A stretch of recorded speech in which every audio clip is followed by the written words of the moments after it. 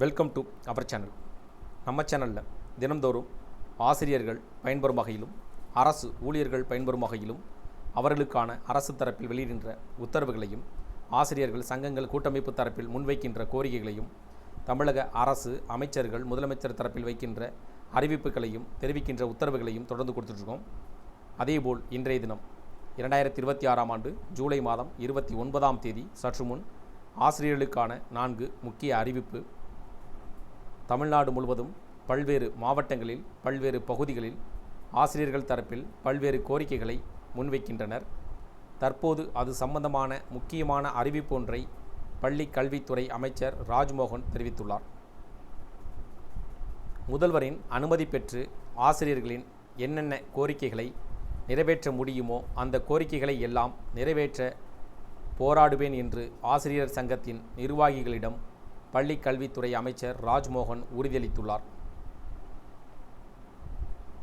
சென்னை கோட்டூர்புரம் அண்ணா நூற்றாண்டு நூலக கூட்டரங்கில் அனைத்து ஆசிரியர்கள் சங்கங்கள் மற்றும் ஆசிரியர் அல்லாத பணியாளர் சங்கத்தின் நிர்வாகிகளுடன் பள்ளி கல்வித்துறை அமைச்சர் ராஜ்மோகன் கலந்துரையாடினார்.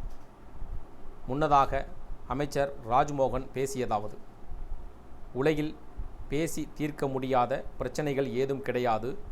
அந்த வகையில் நாமும் பிரச்சனைகளை பேசி அதற்கு தீர்வு காணப் போகின்றோம் என்றும் தெரிவித்துள்ளார்.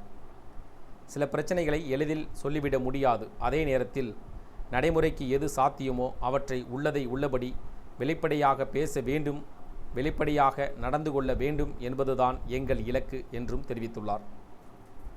ஏனெனில் எங்களுக்கு இந்த வாய்ப்பை தந்துள்ள தமிழக முதல்வர் விஜய் வெளிப்படையான அரசு நிர்வாகம் என்ற நிலைப்பாட்டை அறிவித்திருக்கிறார். இது மக்களுக்கு நல்லது, எது மக்களுக்கு நல்லது, எது மாணவர்களுக்கு நல்லது, எது பெற்றோர்களுக்கு நல்லது, எது ஆசிரியர்களுக்கு நல்லது என்பதை மட்டுமே இலக்காக கொண்டு பயணித்து வருகிறது நமது பள்ளி கல்வித்துறை என அமைச்சர் ராஜ்மோகன் தெரிவித்துள்ளார். அப்படிப்பட்ட இத்துறையில் ஆணிவேராக இருப்பவர்கள் ஆசிரியர்கள். ஒரு சங்கம் பேசுவது இன்னொரு சங்கத்திற்கு முரணாக இருக்கலாம். அதை பற்றி யாரும் கவலைப்பட வேண்டாம். ஒவ்வொரு சங்கமும் தங்கள் நிலைப்பாடு, தங்கள் கோரிக்கைகளை சொல்லலாம். கோரிக்கைகள் மற்றும் கருத்துக்கள் அனைத்தும் ஆவணப்படுத்தப்படும்.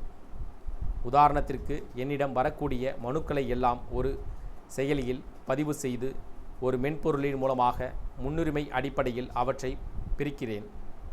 இவ்வாறு ஆவணப்படுத்துவது மூலமாக மனுக்கள் மீது எடுக்கப்பட்ட நடவடிக்கைகளை கண்காணிக்க முடியும். தமிழக முதல்வரின் அனுமதி பெற்று ஆசிரியர்களின் என்னென்ன கோரிக்கைகளை நிறைவேற்ற முடியுமோ அவற்றை எல்லாம் நிறைவேற்ற முயற்சிப்பேன். இவ்வாறு அமைச்சர் ராஜ்மோகன் கூறினார்.